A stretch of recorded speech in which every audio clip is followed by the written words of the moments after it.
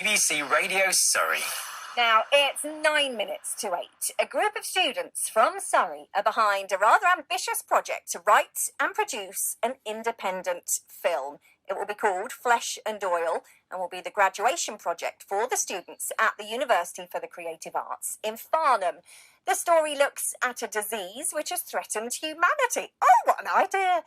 But funding the film and creating it during a global pandemic is proving quite a challenge, as I'm sure you can sympathise with. I'm now joined by Logan Bailey, who is the producer, and also Astyn Webb, who's the director. Very, very good morning to you both. So starting off then with you, Logan, tell us more about the plot of the film. It sounds somewhat familiar. Yeah, it's a hard time right now that we're living in, and that's going to affect creativity and how people choose to write and all sorts. But the film is about a disgruntled and sarcastic factory worker named John who learns to drop his prejudice when he meets this glitched android named Evie, who seems to showcase signs of empathy. Is that right, Astyn? Is that what we're doing? Does that sound about right to you, Astyn? Yeah, that sounds great. Yeah, it is about a world that's sort of been taken over by a pandemic, but at the core of the film is the relationship between this guy who hates robots and this robot who you can't help but like. So yeah, Logan pretty much nailed it. And so where did the idea come from, and at what point did you have the idea? So the way we worked is we had to choose a script to work on, basically, and then sort of pitch for it. But our writer, because he knew that we'd be filming in these circumstances, he wrote a script that allowed us to sort of film outside, have characters wearing masks. So it just sort of seemed right to set the film during a pandemic. And yeah, what he sort of created these characters that are really great and really interesting. And you're also having to find funding for it and also manage to film it. Presumably that there are a few obstacles when it comes to that. That's the biggest problem right now. I mean, it's a problem for everyone right now. It's just, as students, we have to fundraise the entire budget for the film ourselves, pretty much. So we have to be making all these campaigns online and make sure our film stands out and is snappy. It's, so unsurprisingly, it's really hard to fundraise when you're going around asking for donations and everyone's on furlough. It's a lot tougher this year. People can't really donate when they're struggling to make ends meet themselves, and we're of course very understanding of that. So we just got to really push the film and its ambition and really explain to people that it is definitely worth putting their money into. Outside of that, we're also doing things different kind of sales and different marketing tactics like videos and stuff to try and boost up that budget in other ways. Yeah, so how much money does it take to make a film on this scale? I mean, on this scale, it varies. The graduation films from the University of Creative Arts typically have quite a wide scale. Sometimes they're as low as about $2,000, and sometimes they're as high as about 10, maybe even 15. With Flesh and Oil, we hope to go somewhere in the middle of that. In a perfect world, we'd be able to make this film at about $6,000 or so. That's about where we're aiming personally.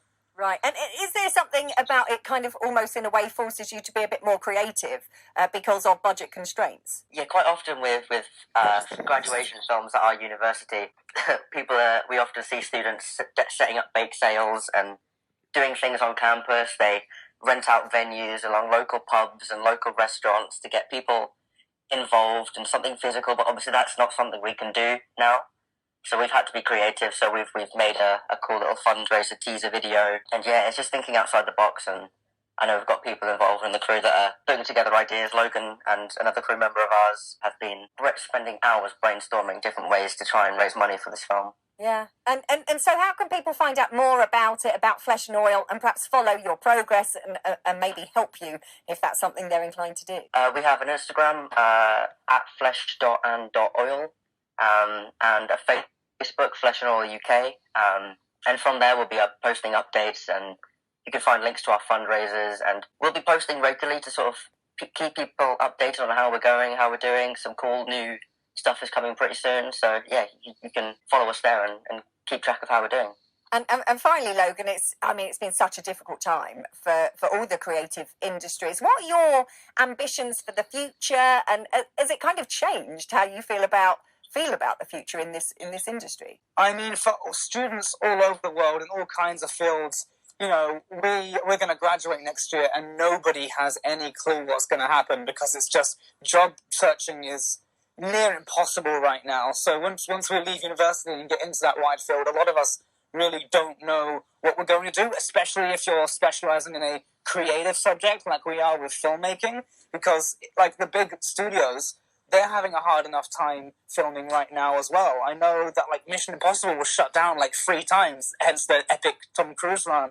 But it's the kind of thing where it's like, we don't know what's going forward. So it's really hard for us to kind of map that. You know, there's a constant state of anxiety amongst all the students. But this will definitely, in terms of filmmaking, this will change the industry forever, as now it's putting more of a focus on streaming, and it's also putting a bigger focus on independent content, because of course not as much content is getting made, so maybe cheaper and smaller and more independent artists, such as ourselves. Because of that, we'll stand out more. So hopefully it will actually help us in some ways and get us some wider traction. And potentially as well, the way that we're watching films, we're not watching them in the cinema. So that kind of whole big budget cinematic thing, it's kind of wasted on the small screen watching it at home on the telly, which kind of does lend itself to more sort of indie productions, doesn't it? Exactly.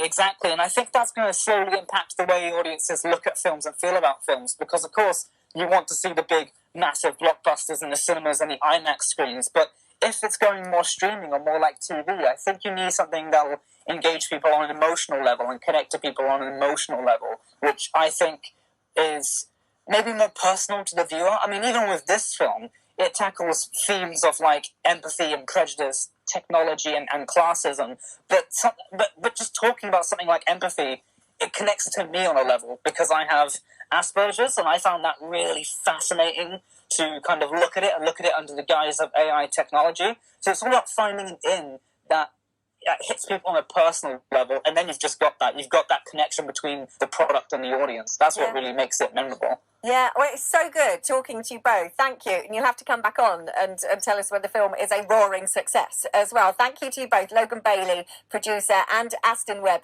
director of the film Flesh and Oil, which is part of their graduation project at the University for the Creative Arts in Farnham. Thank you. Every night at 7.